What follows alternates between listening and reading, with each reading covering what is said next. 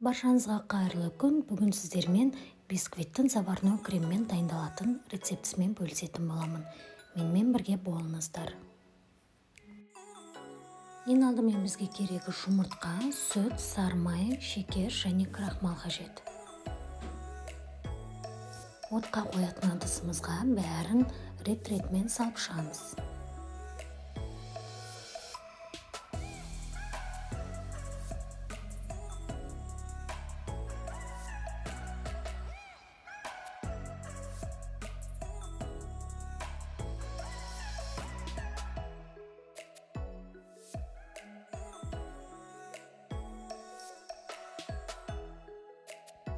Жақсылап араластырамыз.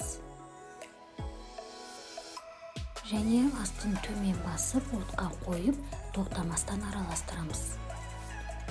Массамыз қоюланғанша тоқтамай араластырамыз.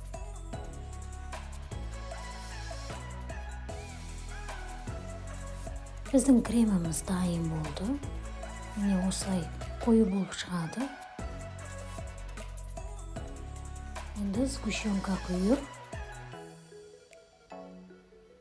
және оған 2 қасық какаомызды салып, сұйық майымызды салып, баяу отта тағы да жақсылап араластырамыз.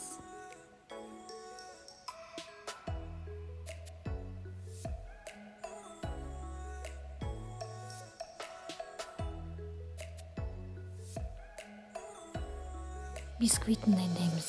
Бізге керегі ұн, жұмыртқа, қамыр қопсытқыш, сұйық май, қаймақ, шекер қажет.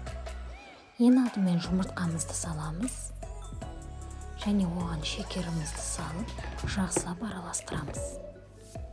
Араластырып болғаннан кейін сұйық майымыз бен қаймағымызды саламыз. Тағы да араластырамыз. Ұнымызға қамыр қопсытқышты саламыз, және массамызға аз-аздан қоса отыра тағы да араластырамыз.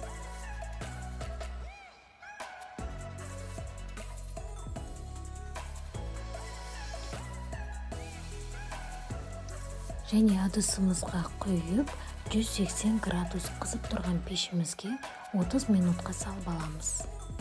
Заварной кремімізді ортасына осылай өрнектетіп салып шығамыз.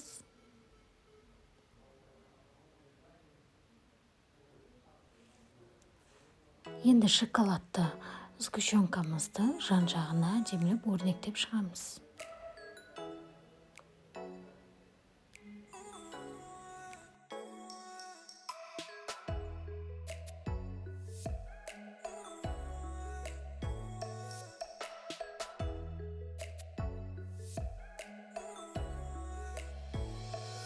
Біздің пирогымыз дайын.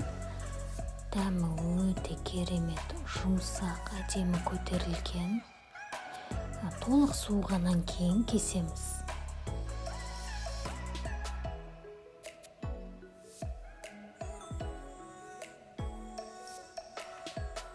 Дәмі өте керемет, міндетті түрде жасап көріңіздер. Ас болсын.